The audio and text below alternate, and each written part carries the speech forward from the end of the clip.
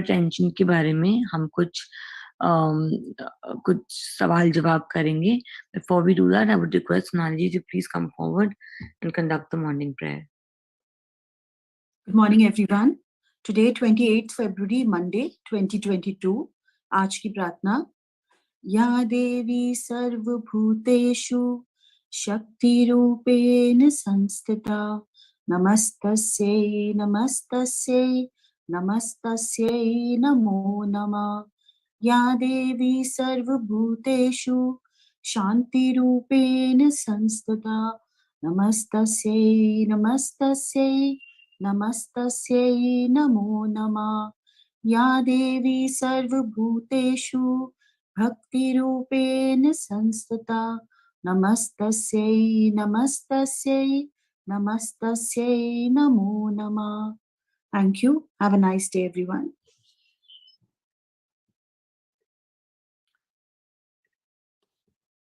Thank you, Sonali, for that lovely prayer this morning. So I'm going to just start.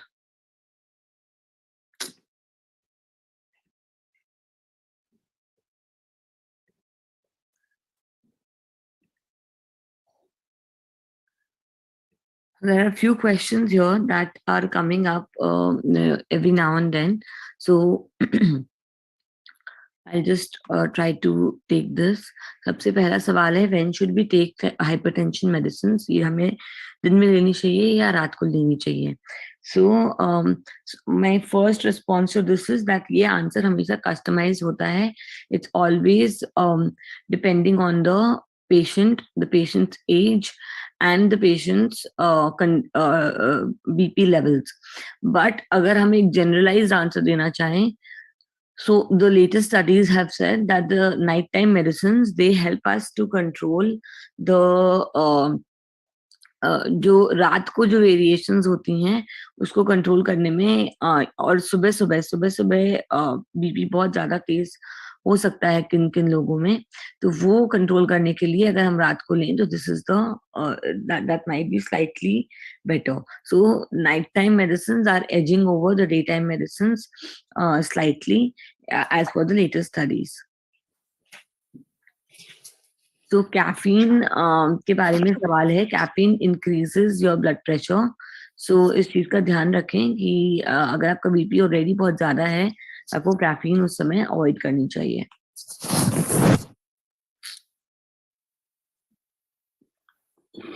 So dietary recommendations in high BP. So one and only thing that you need to take care of is your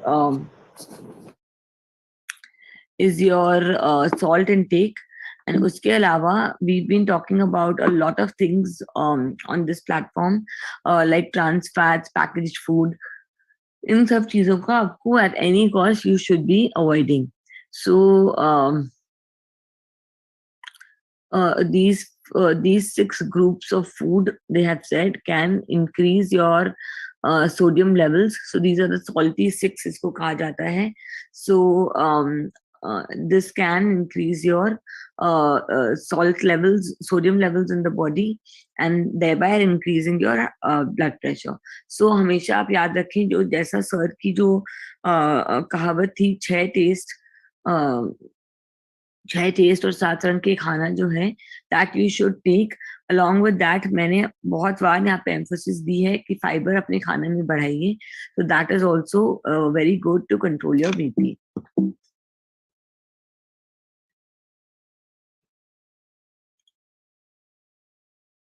So systolic and diastolic blood pressure, ये बहुत बार सवाल आता है कि ये क्या है. So I've talked about it earlier also. सबसे पहले हमें ब्लड प्रेशर क्यों चाहिए? हमें हमारा जो हमारे आर्टरीज हैं उसके अंदर हमें एक प्रेशर चाहिए ताकि ये आर्टरीज खुली रहें. अगर ये इसमें ये जो इसके अंदर में पानी बह रहा है, जो खून बह रहा है, सॉरी, अगर उसमें प्रेशर नहीं रहेगा then the arteries will collapse. That's not something we want because हम चाहते हैं कि हमारे हर एक ऑर्गन को, एंड ऑर्गन्स जो हैं उनको भी ब्लड मिलता रहे and thereby oxygen मिलती रहे. So we don't want any arteries to collapse. So a blood pressure has to be maintained. So if the blood pressure is too less, then the arteries might collapse, and if the blood pressure is too high, then the arteries might burst. ठीक है. So blood pressure is needed, and blood pressure is always needed at a normal in the normal range. बहुत ज़्यादा भी नहीं, बहुत कम भी नहीं. So इसकी एक homeostasis maintain करने की बहुत सख्त आवश्यकता है. Systolic and diastolic क्या होता है? What is that blood pressure? जब हमारा हार्ट ब्लड पंप करता है, so when the with full force, जब इसको हम जब the heart is pumping the blood and just throwing blood into the system, वो होता है systolic pressure. मतलब कि अभी आपके the heart is pumping, और जब heart pump होके अपने वापस, when the heart is beating back and it's taking its normal position and it's filling up with blood, इसने एक बार तो आप समझिए बलून से ब्लड पूरा निकाल दिया, तो उसको कौन से फोर्स से वो निकाला, और जब वो फोर्स से निकाल रहा है वो आपका होता है उस समय आपके आर्टरीज में जो प्रेशर होता है वो होता है 120 if you take the normal values.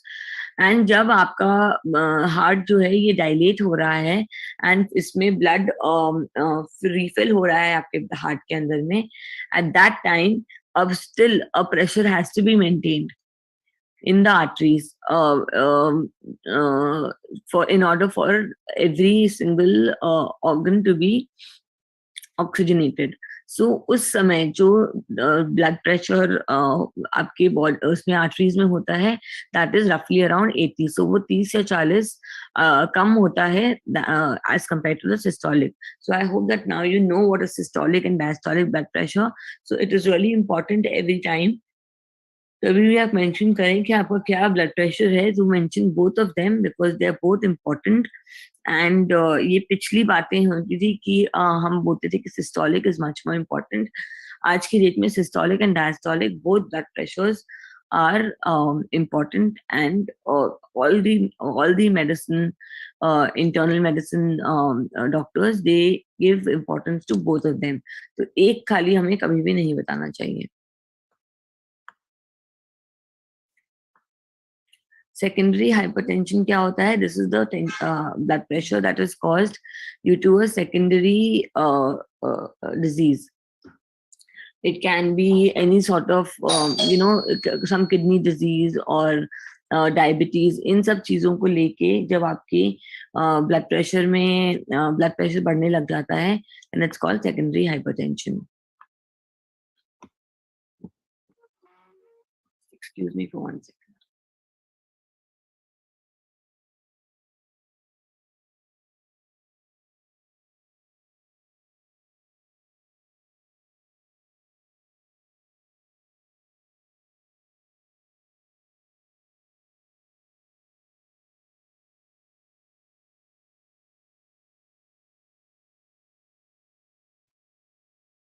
So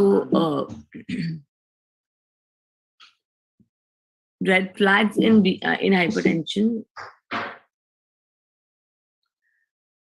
इसके अगर हम बात करें तो रेड फ्लैग्स अगर कोई भी so I'm going to come to it. Actually, I have more slides, and that's why I skipped it. So alcohol, what is the effect of alcohol on BP? So alcohol is a toxic substance. इसको moderation में ही consume कर सकते हैं, and alcohol will increase your BP. So you need to take it in moderation. जो permissible limits है उसी को ही आप ले सकते हैं.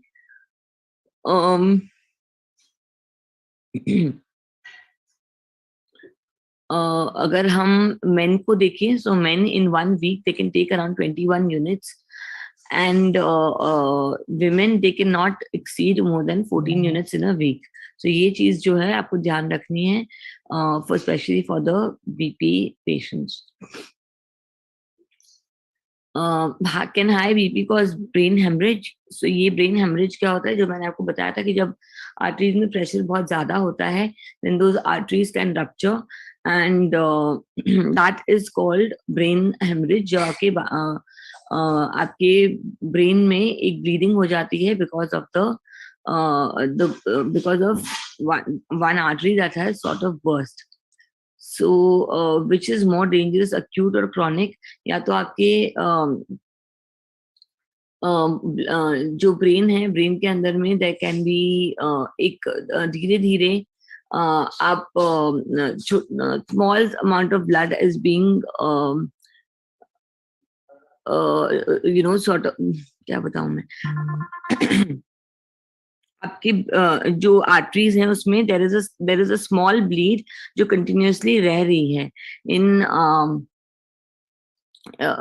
क्रॉनिकली रह रही है, that is called chronic haemorrhage. ये this can cause various diseases. This is usually seen in the elderly. Acute brain hemorrhage is when there is a massive bleed. अचानक से ये होता है। क्रॉनिक में ये लंबे समय तक धीरे धीरे छोटी छोटी ब्लीड, जो छोटी सी ब्लीड जो है, इट्स नॉट मल्टीपल जगह में यूजुअली नहीं होती, एक ही जगह में होती है, एंड दैट इज थोड़ी थोड़ी ब्लीडिंग जो है ये कंटिन्यूअसली रहती रहती है, या फिर ब्लड जो है वो इकट्ठा होके वहां पे रहता है। So both have their consequences. Of course acute जो है इसको हमेशा इमरजेंसी में आपको ले जाने की जरूरत पड़ती है। So that both of them are dangerous. So this is one important question. I'm going to end it after this because there are some questions in the chat box. When to measure after or before food?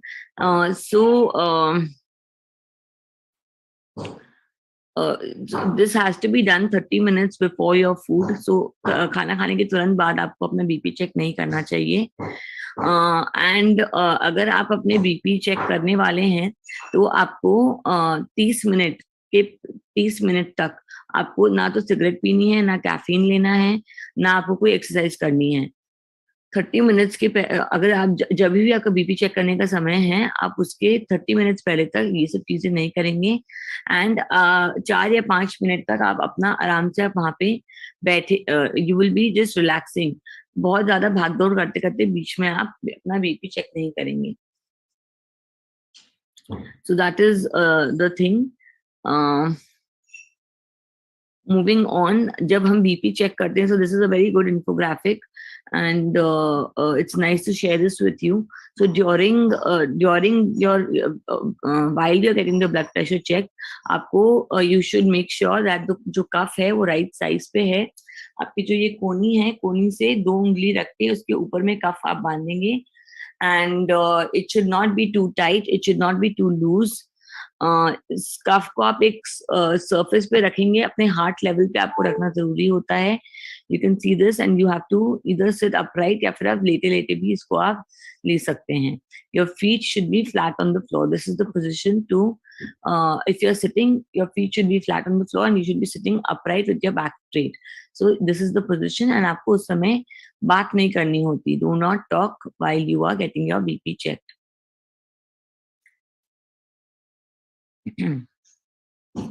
After you get your BP check, आप इसकी 3 average reading ले सकते हैं इन the initial times, जब आपको BP आपको detect हुआ ही है। Then you should take 3 readings and you should take the average reading. अगर आपको पूछते हैं कि अगर आप 2 बार बीपी चेक करते हैं एंड दोनों बार में आपका डिफरेंस आता है उसमें, तो आपको 3 बार लेना चाहिए and get you can take the average of the reading, or you can take the third reading, consider the third reading.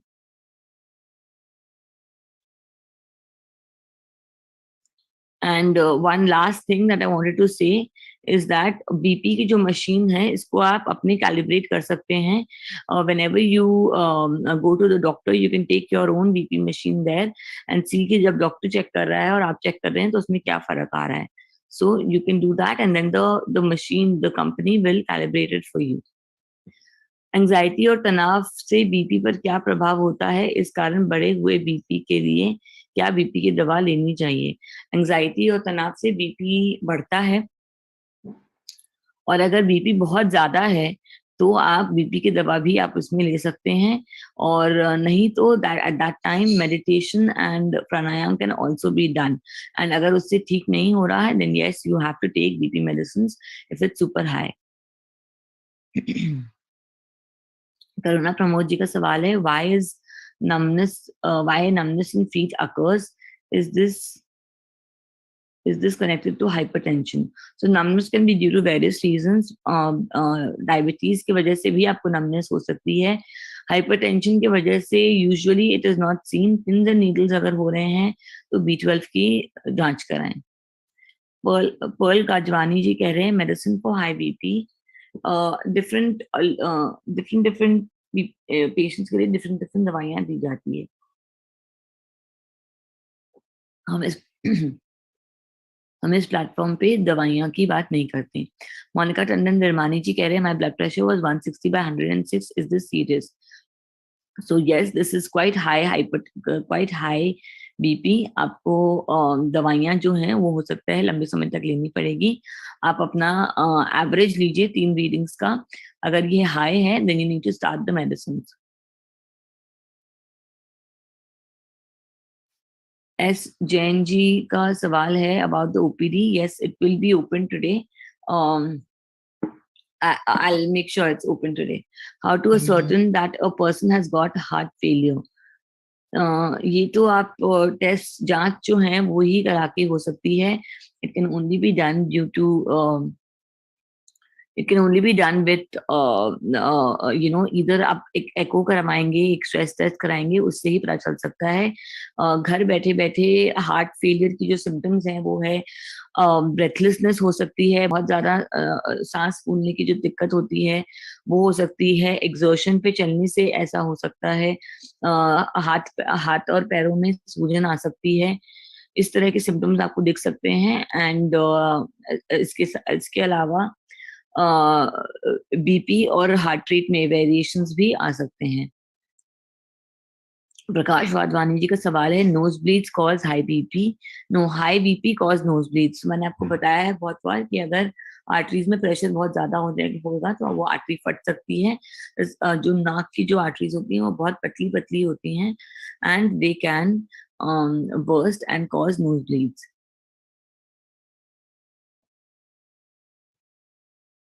Milind Kumar ji कोई चीज की डोजेज मांग रहे हैं, 30 ml और 60 ml, आई डोंट रिमेम्बर। अच्छा, this is the for alcohol. ये alcohol के बारे में very frequently this is asked, but alcohol के बारे में there is a different alcohols have different permissible limits.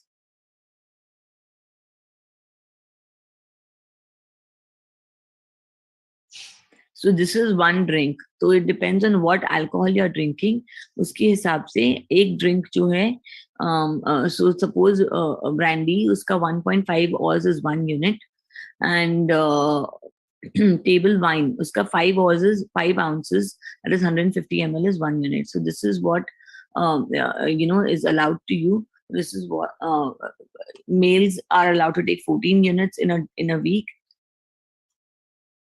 14 to 21 units, and it's gone bad. And females can take up to 21 units in a week. Sorry, females can take up to 14 units in a week, and males can take up to 14 to 21 units in a week. So you should see what alcohol you can take, and Google में बहुत available है. You can just check what is 1 unit for you, जो भी आप alcohol consume कर रहे हैं. Which salt should we take? So जिन लोगों को बीपी की परेशानी है वो लो सोडियम सॉल्ट जो है वो आप ले सकते हैं. लेफ्ट या राइट स्लीव बीपी चेक करें. You can check in either, दोनों में आप चेक कर सकते हैं. कोई उसमें देयर इज नो गाइडलाइन कि आपको इसी से ही करना चाहिए. My BP is 68/115, is it concern, how should I maintain? नहीं, आपका बीपी तो बिल्कुल भी सही है. आप हाइड्रेशन करिए थोड़ा, but there is absolutely no problem, your BP is normal. Lok Kumar Chand ji कह रहे हैं when should we start medicine?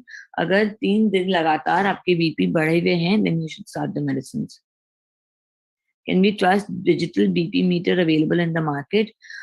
So yes, you can trust it, but what you should do is आप एक डॉक्टर के पास जाइए, उनको बोलिए आपका मैन्युअली बीपी चेक करेंगे, और साथ में अपने जो बीपी मीटर है उसको भी चेक करिए.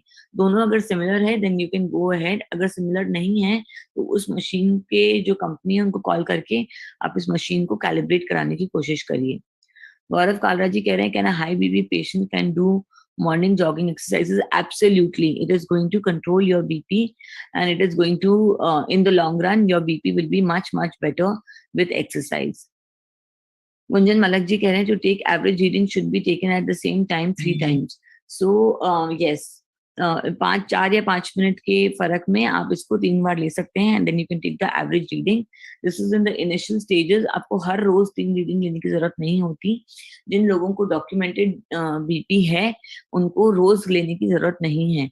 लेकिन जब आप शुरू में आप कंफर्म नहीं है if you have BP, if you have hypertension और not, then you need to take the average reading of 3 times. वंदनी Sharma के मोठी जी कह रहे हैं सुप्रभात. कभी कभी अचानक ही छोटी सी बात पर बहुत गुस्सा आना और फिर अचानक से सर में बेतहाशा दर्द होना, क्या है हाई बीपी है? वैसे बीपी की दवा बराबर लेते हैं हम. तो अपना बीपी चेक करिए उस समय जब आपको बहुत ज्यादा आपको दर्द हो रहा है सर में. then you should check your BP. If your BP is high, then we need to add more medicines for this thing. And Vandini Sharma ji, maybe जो आप symptoms बता रहे हैं, I don't know your age, so क्षमा चाहती हूँ, but this sounds like premenopausal symptoms as well. So आप अपना देखिए, अगर ये ऐसा ही है, अगर आप उस एज ग्रुप में हैं जिनको प्रीमेनोपॉजल सिम्टम्स आ सकते हैं, then you need to speak to a gynecologist as well to see कि आपके हार्मोनल लेवल्स अभी कैसे हैं. आलोक कुमार चंद जी कह रहे हैं BP is 150/90 and it is due to stress. Will we take medicine for that? So you need to see a doctor, Alok ji, and the doctor needs to decide whether this is due to stress or whether it is due to other diseases. There are other conditions that come along with BP, like metabolic syndrome के बारे में sir काफी कहते थे. So that is also